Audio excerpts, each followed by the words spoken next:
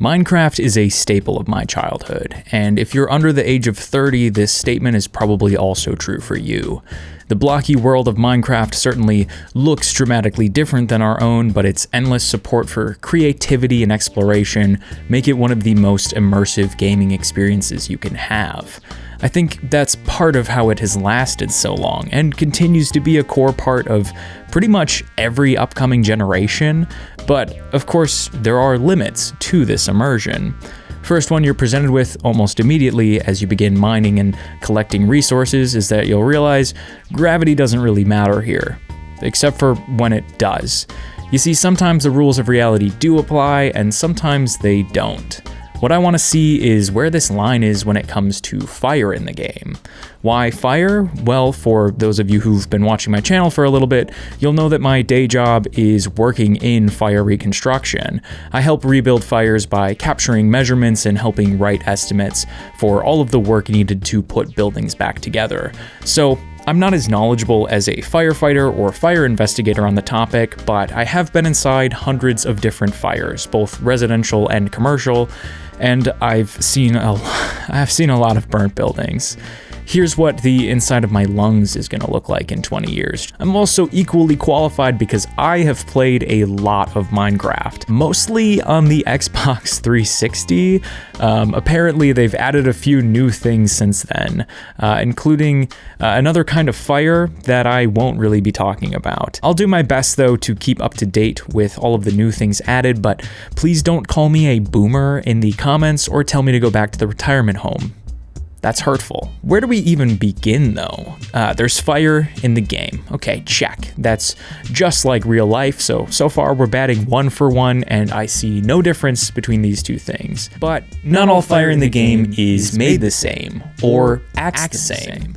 We've got torches, candles, lanterns, campfires, brewing stand, blaze powder, lava, magma blocks, fire charges, flint, and steel. All of these objects in the game that cause fire or contain fire or, continuously burn. First of these things I'd like to address is the brewing stand and blaze powder / blaze rods. And I guess blazes themselves, as far as I can tell, blazes are essentially magical elemental creatures. And since the magic has left our world, they will not be a part of the discussion. Could an alchemical brewing stand start a fire? Yeah, absolutely. But this thing is fueled by magic, so I suspect it's probably fine. A fire charge is also partially made with blaze powder, making it somewhat magical, and I'm also going to remove it from the discussion, though it isn't really that unique in the first place. Other than being a single-use fire starter, it also has the ability to be shot out from a dispenser, but that's kind of it. Otherwise, functionally, it's the same as flint and steel, which let's address flint and steel. Flint as a material was utilized to create some of the earliest tools that humans used. Flint is a form of quartz that is easy to shape due to its brittle nature and the structure of it, allowing it to be formed into sharp points. Very useful when we weren't advanced enough technologically to manufacture more complex tools, or complex materials, such as steel, which on the other hand came quite a bit later in human evolution with the need for iron and significant heat. Now, these tools behave realistically in the sense that striking flint can be used to create a fire. Would it create an inferno like this though? Let's put that to the test. I found some flint rock online and I think it looks pretty game accurate.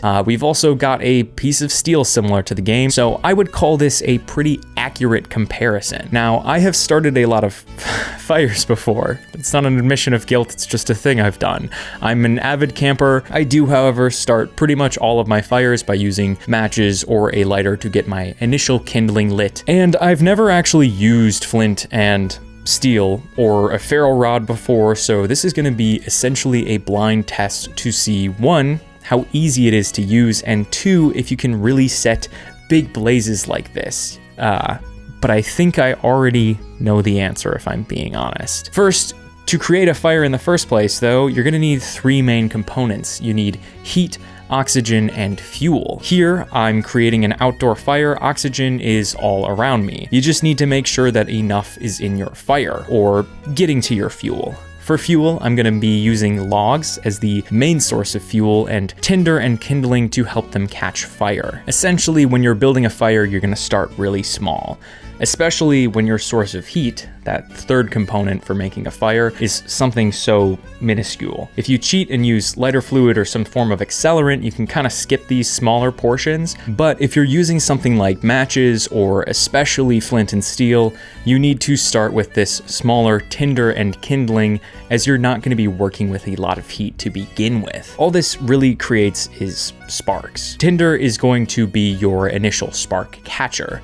The main trait of tinder is that it should be dry. You want it to catch easily, and moisture is going to stifle that. Dried grass, thin barks, cattails, cotton, thin, dry, flammable. That's what you want to be thinking. If you're not sticking strictly with things that are natural, you have more options. Personally, I often use newspaper and cardboard as my tinder, and they are pretty nice because they easily catch fire with matches and will burn for a little bit to help you build up. And that's what you're going to be doing. You're building up from smaller things, going bigger and bigger as you want the flame and heat to grow. As each component of the fire ignites, you want it to burn longer and hotter until you're able to get the real meat of the fire. Here it's going to be the logs lit. The structure you go with is really a matter of personal preference. I'm partial to the teepee, though the older I get, the more I think that the log cabin or pyramid methods are probably superior. I think I just can't separate from my mind that this is how a fire should look, so I keep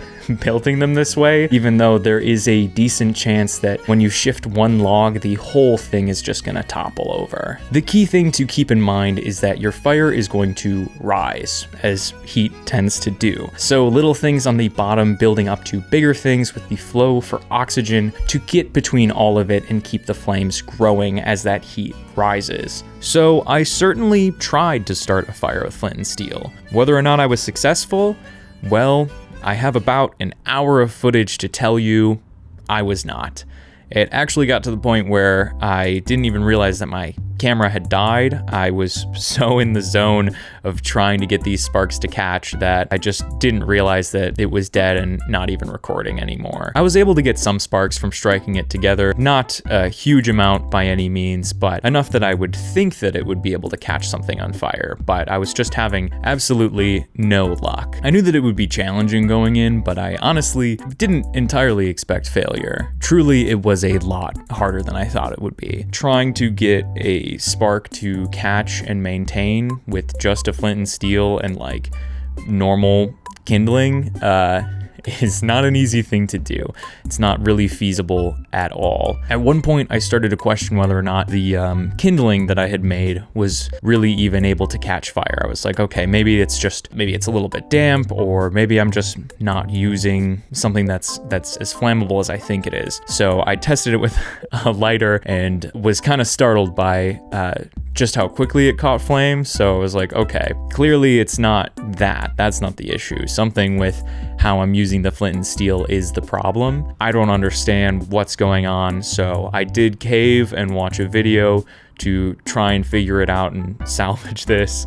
And one of the videos that I watched pretty immediately says, you're gonna basically not be able to do this unless you have something called char cloth. Now, what char cloth is essentially fabric cloth that has been charred. It has been heated without a flame to, burning temperatures, but it's enclosed and shut off from enough oxygen that it does not catch fire and reduce to ash. So instead you get something charred, similar to charcoal, that's able to light on fire easily and give off a good amount of heat.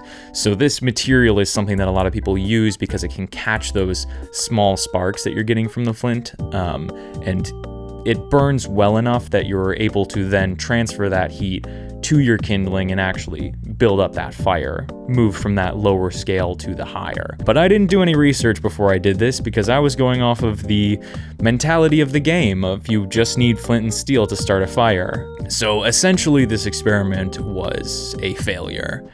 But I don't want to give up after just one try, so I figure why don't I make some char cloth? It seems simple enough. Get a metal container that you can put your cloth inside of, and then on a fire on the hot embers, you're gonna put that container so that it heats up that fabric inside and chars it. So I got a metal container, I cut up some strips of pants that I had lying around that I didn't really need, so I'm gonna cut those up, I'm gonna put it in the fire, and we're gonna have another fire to char that cloth, and then hopefully I'll be able to start another fire from that and actually start a fire from flint and steel. Needing char cloth to start fires with flint and steel is really interesting to me because it kind of implies that you have to have already had a fire in order to start a fire with it. Char cloth isn't really a material that you can make in any other form. From doing some other research, it does appear like there are other things that people have found that can potentially catch these sparks naturally, but it's very specific. Again, I'm pretty inexperienced with it. This was the first time I've ever used a flint and steel, so I expect that someone who has more experience will have a much easier go at it than me, but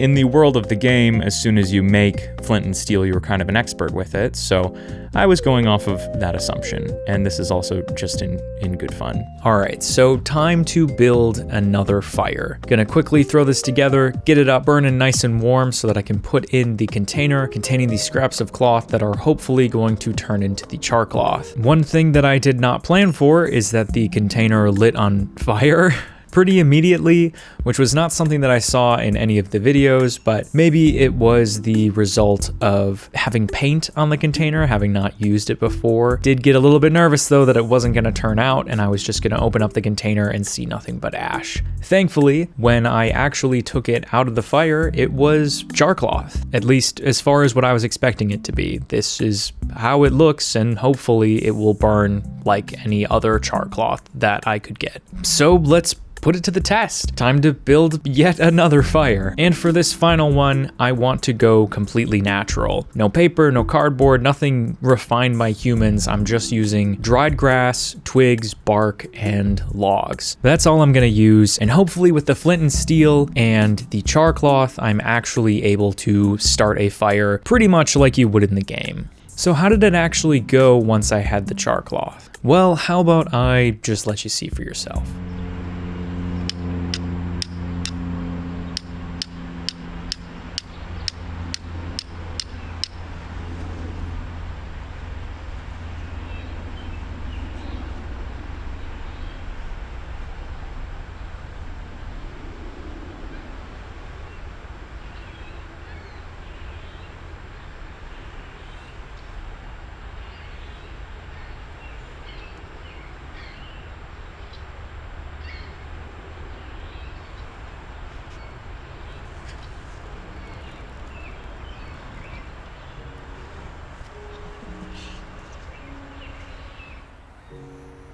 I'm way happier with this than I thought I would be.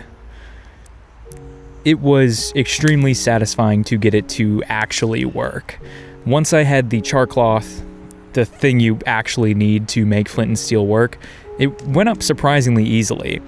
The sparks were caught by the fabric pretty easily, and then they held that heat, and I was able to just give it some oxygen, and it kind of spread throughout the cloth, and I could feel it getting hotter in my hand, the heat kind of radiating up towards my face, and I just put it in the fire where I had a lot of like really fine kind of dried like seeds, the tops of like dried grass, and that like caught flame super easily, and then it really was just kind of like any other fire. So I'm very happy that I stuck through with it, because after that first day of just trying over and over again, I was like, this is never gonna work. So I'm very satisfied that it did in fact work.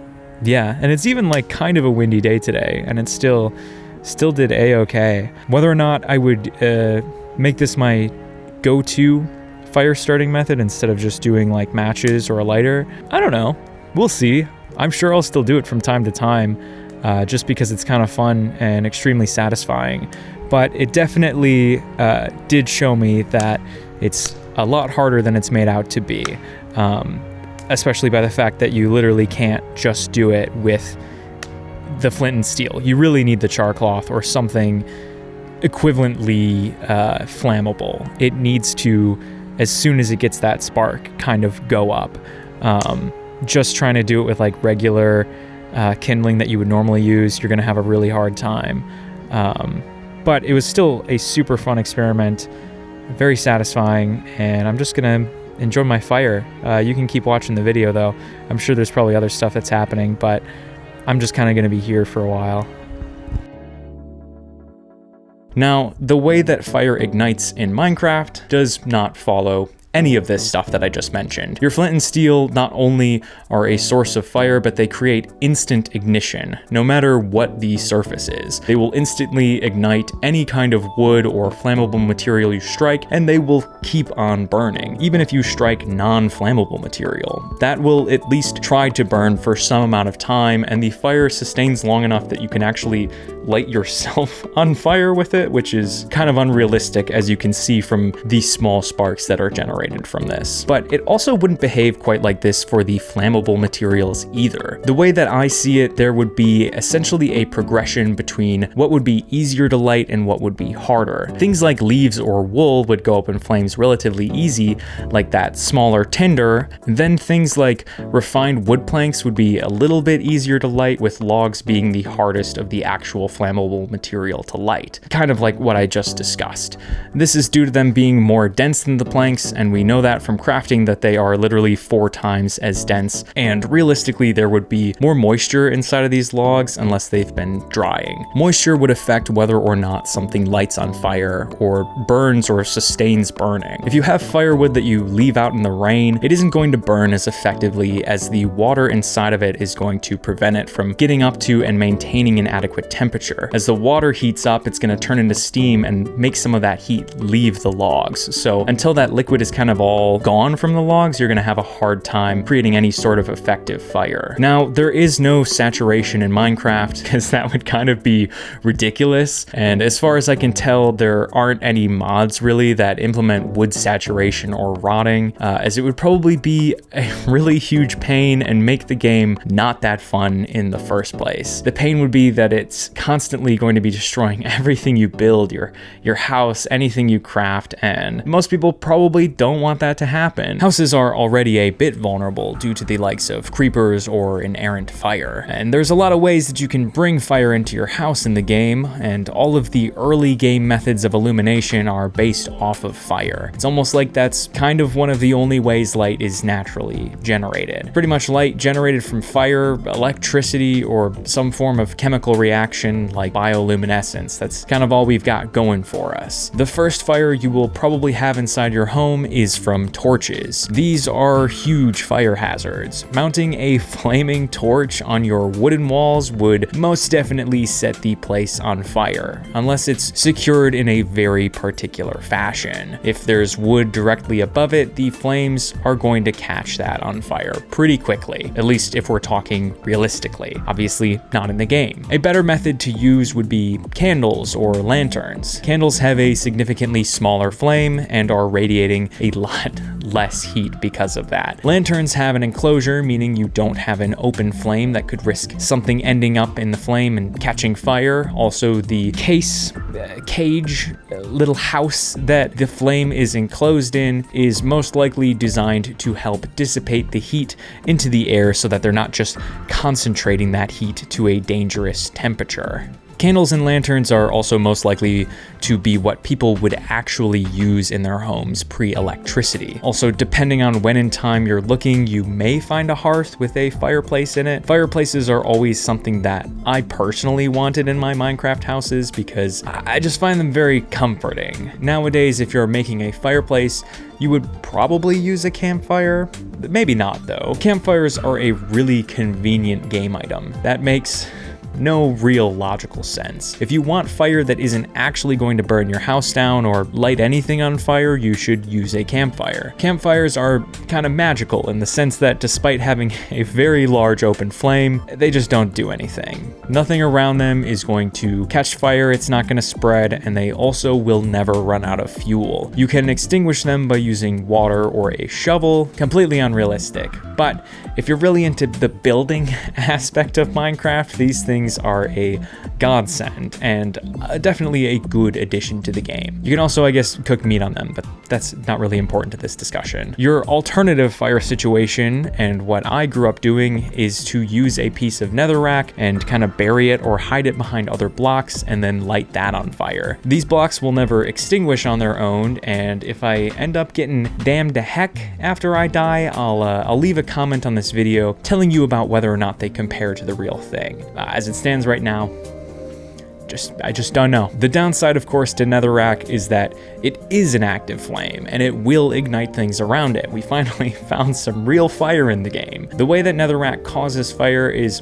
pretty realistic, and if you build with it, you'll notice that there is some real thought that went into the game when it comes to how fire actually operates when it comes to something that is a live flame. Allow me to paint a picture, if you will. You create a beautiful house, a nice stone foundation, beautiful natural elements throughout, large windows to let in a lot of that sunlight, some carpeting, make it a little bit more comfortable to walk around and lounge inside of. And then you've got beautiful fireplace, a grand fireplace. This is from a time before campfires, so you use netherrack. But you build a real fireplace, brick around it, leave a big enough hearth. You're working outside, you go check something out, and suddenly, when you are heading back to your house, the whole thing ablaze. Were you griefed? Was this Herobrine? I don't understand. I'm afraid this was no act of God, or malice, or anything in between. This is just the nature of conduction, or at least the nature of how it's programmed in Minecraft. You see, things don't just have to be right next to a source of fire or extreme heat, such as lava, to ignite. This is because the fire can travel through the air or other blocks within the game. If you want to build some sort of indoor fire using this old school method, you have to make sure that none of the blocks within, I believe, a 4-block radius of the fire are flammable, otherwise they can catch and spread the fire, because this fire is able to essentially travel through the air. This gets huge points for realism, although the game actually goes a little bit further than what we would see in reality for the first and maybe only time as far as flammability goes. See, when real life fireplaces are being constructed, there are a lot of things that you need to keep in mind so that you don't burn your house down. Having the foundation be non-flammable, either constructed of concrete or masonry,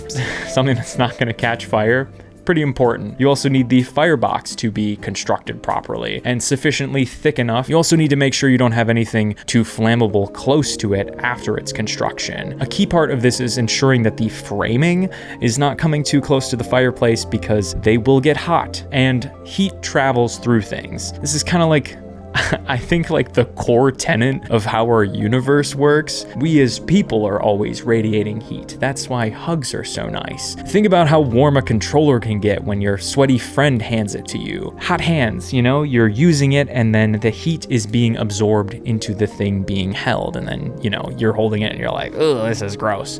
The fires do this, but on a significantly dialed up scale. If you have a fire going, everything around it is getting warmer. If you've ever been around a fire, you probably feel like I'm talking down to you right now. Welcome to my channel where I state the most obvious things when I'm explaining something. If you have materials that can dissipate the heat, it will travel out, but other materials will just absorb it. And if those other materials get hot enough, they can reach their flash point, and that's where you run into trouble. Or in this case, I think it isn't their flash point, but technically their auto ignition temperature, because there is a difference. I haven't passed my fire certification yet, so I don't know if you learned that in that, but this is a little bit off of Wikipedia. The auto ignition temperature is a kind of cumbersome term that means what temperature does a substance object need to get to before it will just light itself on fire. In constructing a fireplace, you want to ensure that the heat is contained and dispersed in a way that none of the materials around the fire are able to reach this point. That's why you're going to be using materials that don't just auto-ignite at a temperature that a regular fire would get them to. These rules also apply to the way that a furnace would behave, by the way. Furnaces are theoretically constructed in a fairly safe way, but in order to smelt materials, you would be generating an incredible amount of heat, and if you're using something less hot, like a small wood-burning stove, you still need to be careful about where you're placing it, especially what it's placed on. And you also have to be mindful of where it's venting to. Venting exhaust. There isn't really anything in the game dealing with fumes or smoke coming off of a fire, and from a gameplay standpoint, it seems like it would just not be fun, so why would you bother doing that? I'm not bemoaning the loss of it, it's just something worth noting that if you ran a really small furnace or really burn anything in a space like this, you would pass out and die. Don't do that. Have proper ventilation going wherever you got something burning. This is also kind of a basic thing about life. Turn your stove off before you leave the house.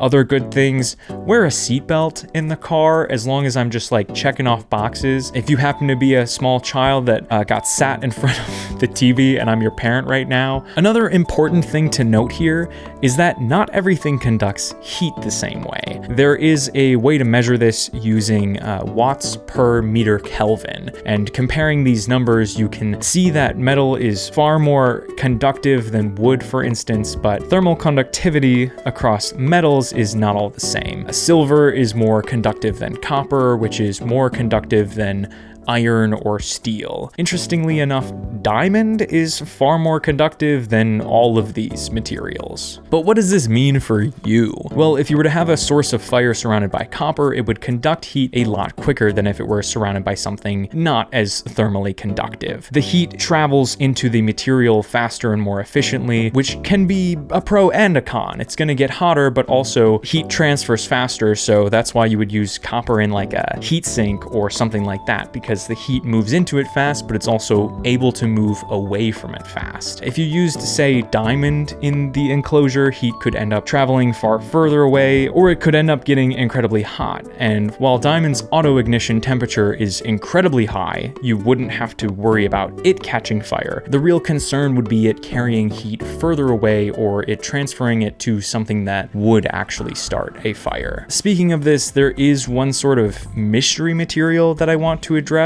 that being redstone. There is no real-world equivalent to redstone, though it isn't as otherworldly as it may seem at first. The fact that it glows when you touch it is actually a demonstration of a real-world phenomenon of, man, I never actually looked up this word, piezoluminescence? Piezoluminescence. However you say it, it's a real thing that feels like it shouldn't be. I almost wouldn't believe it, but there is another similar phenomenon called triboluminescence that you can observe fairly easily with your very own eyes. For some reason, we did this at Bible camp when I was younger. The key distinction between the two is that it doesn't involve destruction, just the pressure. Anyways, all this to say, there may be a feasible equivalent to redstone out there somewhere. As it stands, there isn't a way to state whether or not it would be conductive thermally. Being a good electrical conductor can be an indication of this, but they're not one-to-one. Let's think about something like wiring in a house. These are going to be something that is both a good conductor of heat as well as electricity. You have more modern wiring and then older wiring styles like knob and tube, which both behave a little bit differently. As far as I understand it, the main difference is due to insulation, or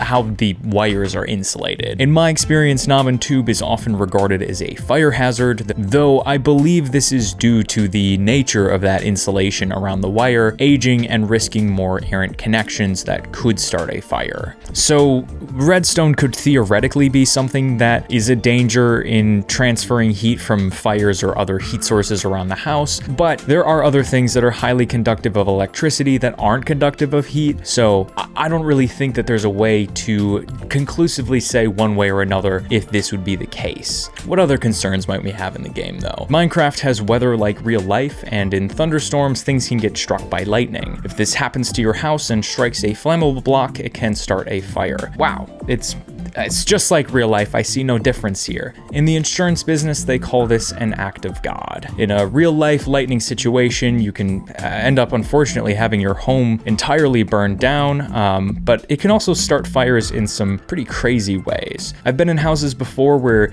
they were struck by lightning and had fires start in the basement from the energy traveling through all of the walls and anything conductive. Sometimes though, it'll just fry all the electricity and the house has just this really odd kind of electrical burn smell throughout it. I've been in fires before where part of a room is burnt and then a line or a wire from a light has been hanging on the ceiling, and that heat has traveled along that wire and burnt another section of the room. It didn't travel from one end to the other just from straight burning, but the heat went into the wire and then traveled just across that way. Speaking of things that can set your house on fire though, fireworks. Have you ever seen videos of people having wizard battles with fireworks before? Have you ever seen someone try and do that inside? People have absolutely lit dry forests or their entire house on fire by using fireworks in really stupid ways. If the whole place does go up in flames, it's worth noting that there would be a few additional things that you would see that aren't present in the game. If a fire gets hot enough, glass panes would absolutely crack, melt, or explode from the heat. Additionally, if the fire gets hot enough, it might cause neighboring buildings' windows to crack, and even if the neighboring building doesn't get hot enough to go up in flames, the exterior siding may absolutely melt, especially if it's made of some sort of plastic, vinyl material, due to just how much heat can get radiated off of a burning building. Something else worth mentioning is TNT. Would TNT start a fire? I'm not really an explosives expert. I have been in houses where fires have started from explosions before, but they've broadly kind of looked the same as any other one I've been in. I tried doing research on this, but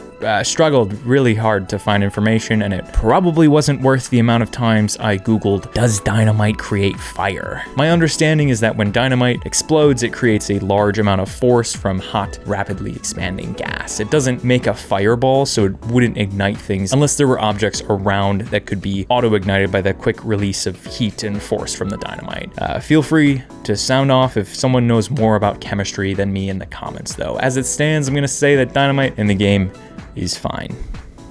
I'm gonna go back to my desk now. Also, while I have you here, unrelated to this, I've been wanting to stream more on Twitch. I feel like that would be a fun way for me to play some more games, interact with people. So if you're interested at all, go check me out, twitch.tv/hey_cowboy. It's very awkward to try and stream when no one's watching. So if people go follow, maybe I'll do it more because it'll be less awkward.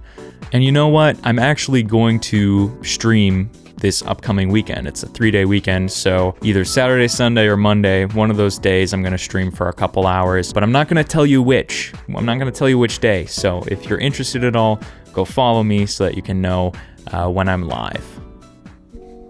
I don't know, could be fun. Maybe I'll play some Minecraft. I recently learned that there is a Minecraft Education Edition that has compounds for learning about chemistry, and also I guess all of the elements, so there is certainly some sort of fire blah blah blah blah blah blah. Let's summarize. How does Minecraft fire compare to the real deal? Well, you have some things that are pretty accurate. Most blocks that should be flammable are, and the way that the fire behaves across those materials is pretty believable, especially how the fire can travel. How fire starts is not very realistic. Flint Steel starts fires way too easily, while other things like torches, campfires, and fireworks don't start fires at all when they should. You've still got accurate lightning though, and overall, for what the game is, which is a game about being able to craft and create your own world, I think they strike up a really good balance between realism and being able to use fire for decoration and immersive purposes, without having to constantly be stressing about whether or not you're gonna end up destroying everything you've worked so hard to build. So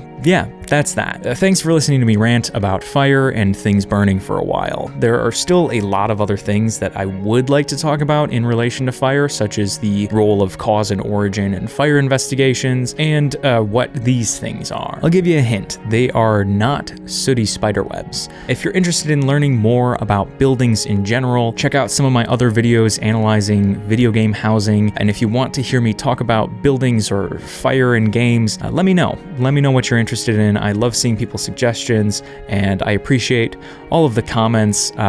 If you're curious about what my Minecraft world looked like back when I was playing on the 360, I think some of it's highlighted in my video about anxiety in video games. That's maybe one of these on the screen right now. So you could check that out if you want just a little bit more Minecraft. It's kind of part of a larger thing. But otherwise, yeah, thank you for watching. I really do appreciate it.